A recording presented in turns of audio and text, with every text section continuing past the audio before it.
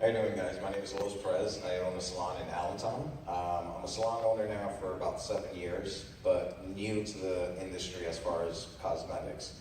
I came on board with Motives about 1.5 years ago now, going on 1.5 years. Had no experience in cosmetics whatsoever or any makeup training either. Not even in hair. I was just an owner. I had a business background. My fiance was one that was into hair, and he was a cosmetologist. I helped put up the business, but I kind of was growing up in the business because my family was always in the cosmetics field, had salons. I just grew up around the industry. So with that being said, and having a business background, that's why I understood the business. So I took on to it very well because I understood the compensation plan. That's what made sense to me. Then when I tried the products, which Maleva was training me and I learned with Lisa as well, it was just kind of, I always say the joke that I always said I was never going to wear makeup, and I wear it every day now. So the products are good, honestly.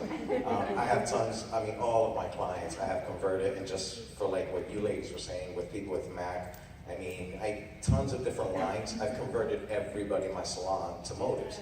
Just because what I do, even if they tell me I'm like married to this line, that's fine, I love it, but let me try something. I even tell them, let me do a free makeup application. You know, I'll even say I'm doing it for a challenge, or I just need it for my portfolio. Because once you get the product on them, it doesn't matter how good they love a product, you have to experience something better to know it's better. Yeah. That's right. So, I've learned that a lot in my salon, and I've converted tons and tons of people. Our products are phenomenal. And again, it's not just because we get paid to say that, because we don't. We make our money by selling ourselves first, as Lisa said. If you ain't selling yourself, you can walk into a salon, if you're not a great stylist, you're not getting a client. Just like a makeup artist, if you're not a great makeup artist, you're not going to get the client. But the product is what's going to keep them. Because again, just kind of piggybacking on what she said, you can buy the product, but if you don't like the person, you can go get the product somewhere else. But the product, you want to keep them happy with yourself and the product. So it's all about reflection of yourself, the person that you are, how you carry yourself, because you want people to keep coming back to you. And servicing people. And servicing people, of course.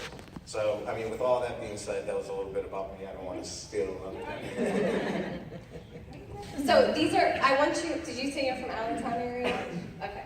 Because these are all either on the training team or going to be in the next couple months here. So I want you to know who you have access to learn from, and you can follow them on social media, and a lot of them do meet-ons and stuff like that. But Emily is, where in New Jersey?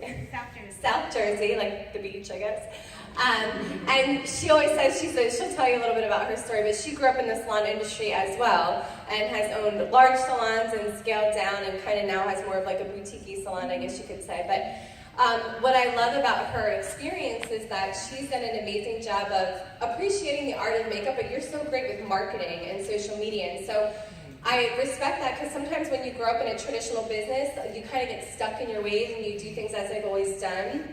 And it just seems like Emily's always evolving, and she really does a great job of matching the in-person experience with the online experience to really capture ongoing sales and referrals and extra customers. And it's been hugely advantageous in growing her unfranchised business, and you have a lot of fun with it, and you can tell that. So here's Emily. Hi, everybody. Hi. So my name is Emily Macon, and I am a salon baby. I grew up in the salon. Basically, my mom was a hairdresser. Her mom was a hairdresser. My whole family was hairdressers. At one time, we had 4 salons going. And then my mom retired, and I decided that I wanted to retire too. After I met Linda. This is my sponsor.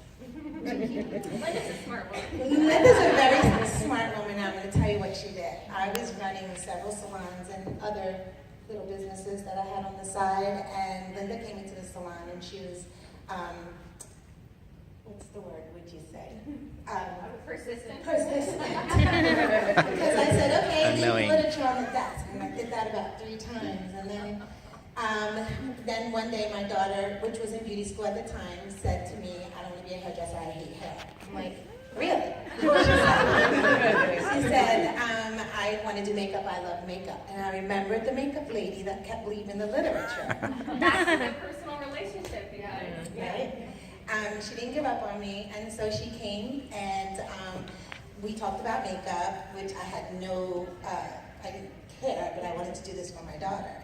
So I brought it into the salon. She showed me custom blend, and I absolutely fell in, because I'm a colorist, I'm a hair colorist. So I fell in love with the idea. I thought it was a genius idea, like color for the skin. Like I could color your hair and color your skin. This is great, you know? And then I own the formula, so you have to come back to me, like forever. So it was genius. So I fell in love with that concept, and then she tried to show me the plan. And I was like, stop, don't show me the plan. I don't even know, I cannot add another, I cannot add another business to my life right now. So just give me the makeup. So she, my transfer buy, I've never not paid for my transfer buy. It just came out automatically. She sent me 4 brushes, 4 primers, or something like that, right? Every month. And I was just selling it, and one day I just said, I'm just tired of it. 32 years as a salon owner, and you know, the marketing and the hair shows and the this and the that. And I was just like, I really wanted to get out. So I told everybody in the salon, you have 2 years. You have 2 years, I'm out. There's no more salon shampoo, it's over. Nobody believed me. And then I did it. And everybody was, you know, I made sure that everybody either they opened their salons or, you know, there was 3 people that opened their own salons. And I helped them do that. And then I did Modus full time. So I closed everything down, and I opened a little boutique salon for just my regular clients. And that's what I'm doing. I do Modus full time, and I love it.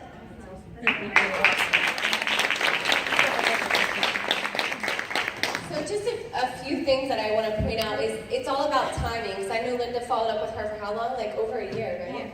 A couple years, maybe even. Listen, Dawn and I have had people 5 years, 6 years, 7 years, 8 years. Like I'm not even lying, but you keep the relationship, and they'll come around and they'll seek you out when the timing is right. So it's all about timing, which was huge for her. And the emotional connection for her daughter. She had a why. She wanted to support her daughter, right? So that's key. So, you know, just be patient and fill your funnel enough that you're not like harassing the same people over and over. I meet people where they're at. You know, with motives, it's not, you don't have to sell everything motives. You can specialize in just custom blend or just skincare or just a couple of products. You know, you don't have to get overwhelmed with everything. So really just follow up and service people for sure.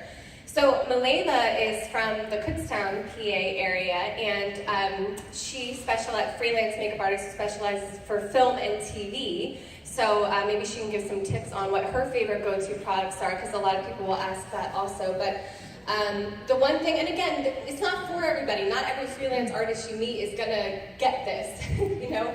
But the ones that do, it makes a lot of sense because. You know, there was one thing that another makeup artist in my area kind of explained to me that I was like, that's so brilliant. She said, you know, Lisa, she does a lot of bridal makeup, and she's very well known. She's been in the industry a long time, and she said, honestly, a lot of makeup artists will say to me, like, I don't want to sell stuff. I'm not going to push products on my clients, you know, like, I'm just like an artist or whatever. Okay, but the point is, like, you're using MAC in your kit, and if someone likes it, now you're losing that sale. They're going to MAC and buying the product that you sold them on, right? So, and what Julie said to me from the makeup artist I was referring to is she was like, you know, I'm about servicing my clients. So if I'm doing a bridal trial for bridal makeup and they love their look, how dare I send them to the department store to tell them here's the, like they need one more thing to do and like run around and try to buy product that they liked that I showed them. I'm gonna service them and I'm gonna order the product for them and drop ship it to them or hand it to them or whatever. So I was like, oh, that's such a good way to just kind of shift the conversation a little bit. So just kind of keep that nugget away if you get that objection, which you probably will, and just say, listen, it's really not about selling your client a product, it's about servicing them better. And really just kind of, that makes you different than other people in the industry, you know? So the last two here are both freelance makeup artists who don't work in a salon. You don't work in a salon, right? So this is good because it'll be a little bit of a different perspective. So.